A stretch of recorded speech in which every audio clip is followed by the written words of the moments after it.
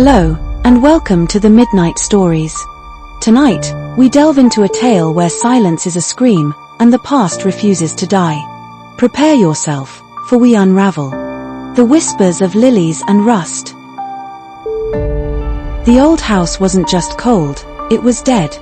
Not an empty chill, but a silence that swallowed sound, a darkness that felt like a physical weight. My grandmother, her voice a dry whisper like bones rubbing together, had warned me. Some places, she'd rasped, her eyes wide and knowing, they don't just hold the past. They are the past. And sometimes, the past doesn't want to let go. I, with the arrogance of youth, dismissed her as an old woman lost in shadows. It started subtly, like a faint tremor underground. The scent of damp earth, of something metallic and ancient, would cling to the air in rooms where no dirt had ever touched. Then came the whispers, not just at the edge of hearing, but deep inside my head, slithering like snakes, coiling around my thoughts. My name, yes, but twisted, guttural, as if spoken by a throat choked with dust and long-forgotten pain. I'd bolt upright in bed, heart hammering against my ribs, convinced someone stood over me. But there was only the oppressive silence, thick and suffocating.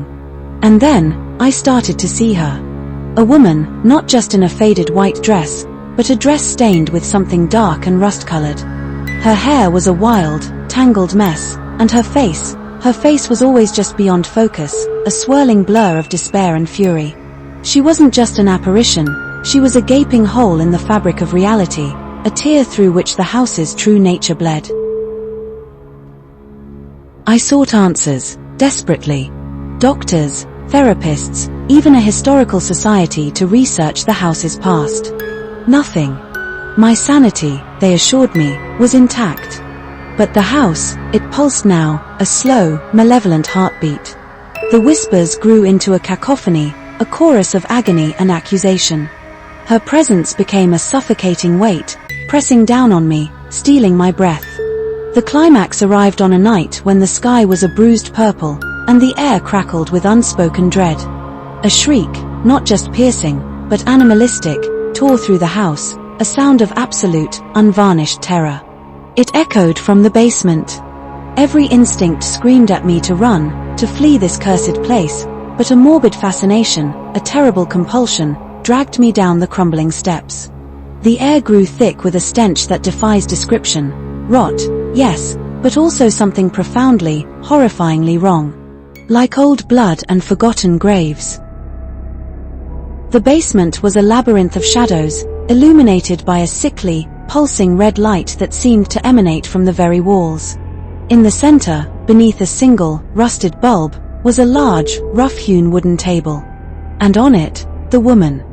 Not floating, not ethereal, but solid. Her body was contorted, twisted into an impossible shape, her limbs splayed at unnatural angles. Her faded white dress was now soaked, clinging to her like a second skin, the rust-colored stains glistening under the dim light. And her hair, a tangled mass, was matted with something dark and viscous. Her head was thrown back, exposing a throat that was not just shadowed, but gaping, a raw, ragged wound from ear to ear. And her face was finally clear. It wasn't just blurred or shadowed. Her eyes were gone, replaced by two hollow, black pits, staring into nothingness. Her mouth was stretched wide in a silent scream, revealing rows of teeth too sharp, too numerous, too long to be human. And then, I saw the hammer. A heavy, old sledgehammer, lying on the table beside her, still gleaming wetly. And beneath her, the table itself was gouged and splintered, as if something had been violently driven into its surface, repeatedly. The air vibrated with the residual echoes of that unseen violence, a soundless impact that resonated in my very bones. A sudden, jarring shift. Her head snapped forward, those empty eye sockets fixing on me with an intensity that burned through my soul. And then, she moved. Not a glide, not a float, but a convulsion, a shuddering, spasming movement that sent her body twitching and jerking on the table. A low, guttural moan, thick with desperation and rage, ripped from her ruined throat. It was the sound of pure, unadulterated suffering, ancient and endless. I didn't run. I couldn't. My body was locked in a paralysis of terror. I don't remember leaving the basement, or the house. I only remember the absolute, soul-shattering horror that clawed its way into my mind and settled there. They say the house still stands, a dark stain against the sky. And sometimes, when the wind howls, it carries not just the scent of decay, but a faint, rhythmic thud, like something being driven into wood, deep below the earth. And then, the echo of a scream, cut short, as if something, or someone, is finally silenced. Comment down below, if you like our videos, subscribe for more tales and share to your friends our channel The Midnight Stories.